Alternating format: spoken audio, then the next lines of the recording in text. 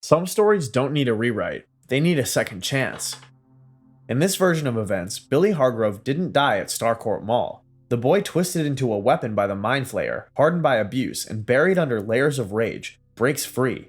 Not with fists, not with fire, but with something even more dangerous: memory. Because what if 11 didn't just show Billy his past, but gave him the strength to choose who he wanted to be? The battle had reached its boiling point. The Mind Flayer's shriek ripped through the steel rafters, rattling glass and bone. The food court was lit by emergency lights and hellfire, broken glass crunching beneath the chaos. And there, in the center of it all, Billy stood above 11, his hand hovering inches from her face, body trembling with tension, veins blackened, skin pulsing with alien rage. She was too weak to fight back. The monster had drained her, but she didn't need strength to reach him. Just connection. Their eyes locked, and everything else disappeared. Inside his mind, time fractured. He wasn't in the mall anymore. He was back on the beach, 6 years old, salt in his hair, sun warming his shoulders. His mother laughed in the distance, arms open. She was calling him. The waves shimmered gold, and for a moment, he could feel it again. That innocent love, the kind that didn't come with bruises or punishment, the kind that never lasted. But the memory didn't fade. More came flooding in. The night his dad slammed the door, the way he flinched at footsteps, the emptiness he carried like a second skin.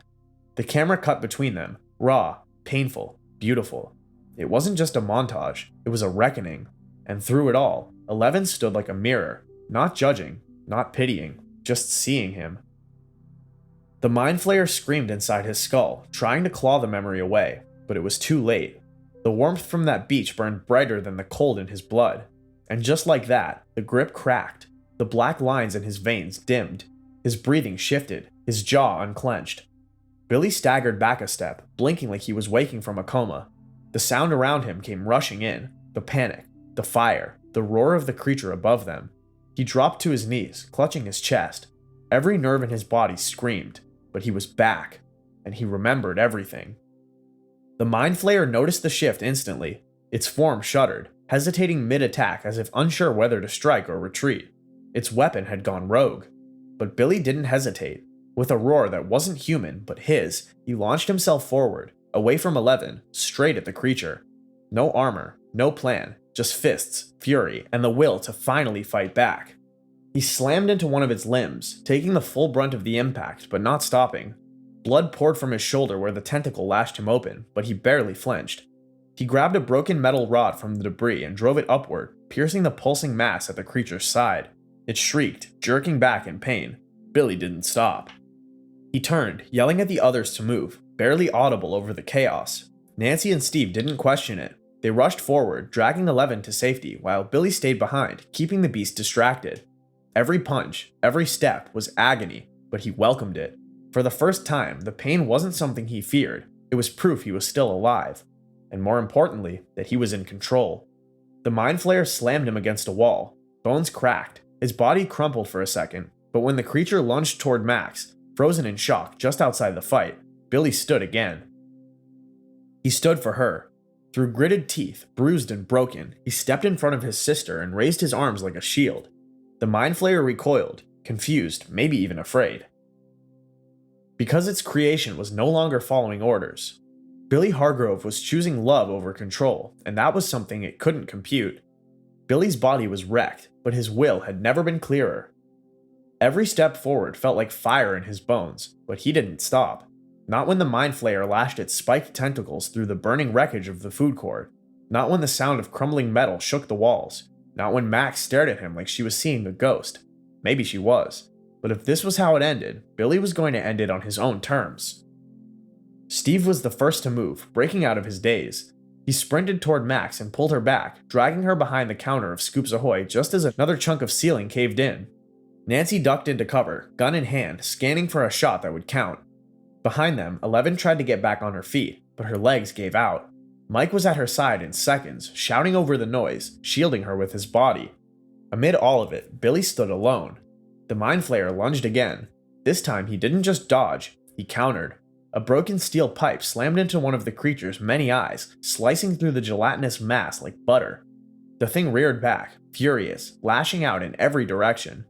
Billy was thrown hard into a wall, his shoulder dislocating on impact. He cried out, teeth gritted, blood dripping from his temple, but he stood again. What he lacked in raw power, he made up for in sheer defiance. He wasn't there to win, he was there to buy time. Every second he held the creature back was a second longer for the others to run. Every scream he kept from turning into fear gave him another breath to keep fighting. From the rafters above, Lucas and Erica climbed down. Lucas grabbed a fire axe while Erica dug into her bag of fireworks. Robin came tearing through a side hallway, shouting something no one could hear, eyes wide with disbelief when she saw Billy still standing. They weren't a team, not in the traditional sense, but in that moment, every one of them played a part. Robin ran to the fuse box and knocked out the lights in the eastern half of the mall. Erica flung fireworks into the flames near the base of the Mind Flayer's exposed limbs. Nancy took her shot, 3 rounds into the pulsing core just beneath the creature's shoulder. Lucas swung the axe at a flailing tentacle that had snaked too close to 11. And Billy did what he'd always been told he was good for. He threw himself at the danger so no one else had to. When the fireworks ignited and the flames roared back to life, the distraction was enough. Joyce and Hopper, down in the lab beneath Starcourt, detonated the machine. A shockwave rippled through the building, the air pressure collapsing inward as the gate to the Upside Down tore itself apart. The Mind Flayer let out a shriek that shook the ground. Its limbs spasmed. Black goo splattered across the tiles as it twisted violently, thrashing against the air. Pieces of it began to wither, melting back into nothing. Its connection to the source severed. Billy collapsed to his knees as the creature finally lost its shape. It didn't fall like a beast. It crumbled like dust, like smoke breaking apart in the light. The mall was falling apart around them. Alarms wailed. Fire burst from the upper floor. The heat was suffocating. Hopper didn't come back up. The Russians fled through hidden exits. Screams echoed in the distance. And Billy, bleeding and broken, looked around as the world he nearly helped destroy turned to rubble. Max ran to him. She hesitated, just a moment, but that moment was everything. When she finally threw her arms around him, he didn't flinch. He dropped the pipe, the weapon, the weight of the monster inside him. He collapsed into her. No words, no apology, just the quiet, ragged breath of someone who had finally stopped running. They got him out just before the roof collapsed. Mike and Steve carried him, his feet dragging, his consciousness fading. They didn't ask questions. They didn't need to. All they knew was this: Billy Hargrove had just saved their lives, and no one saw it coming. What are your thoughts on this? Let us know in the comments. Don't forget to like and subscribe to the channel.